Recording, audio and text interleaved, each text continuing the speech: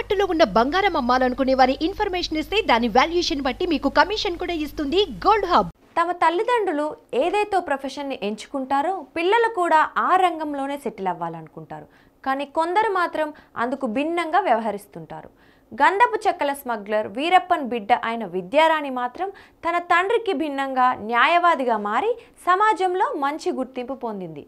అయితే వచ్చే సార్వత్రిక ఎన్నికల్లో తమిళనాడు నుంచి రాణికి బీజేపీ ఎంపీ టికెట్ ఇచ్చే అవకాశం ఉన్నట్లుగా తెలుస్తోంది.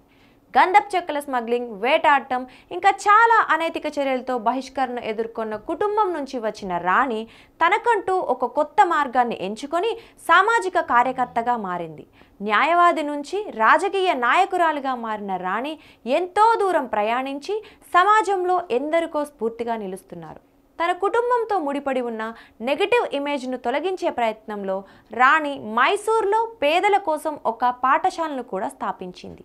రాణి 6 ఏళ్ల వయసులో తన తండ్రిని చివరిసారిగా చూసింది. సంఘ విద్రోహ కార్యకలాపాలకు పాల్పడే కుటుంబంగా ముద్రపడిన వీరప్పన్ కుటుంబం అవమానాలను ఎదుర్కొంది.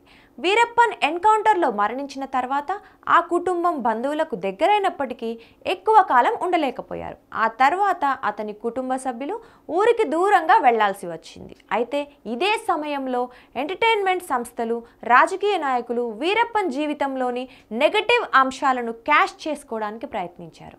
అతనిపై అనేక లఘు చిత్రాలు మరియు డాక్యుమెంటరీలు రూపొందించారు. అయితే ఇవన్నీ కుటుంబ సమస్యలను మరింత కఠినంగా మార్చేశాయి.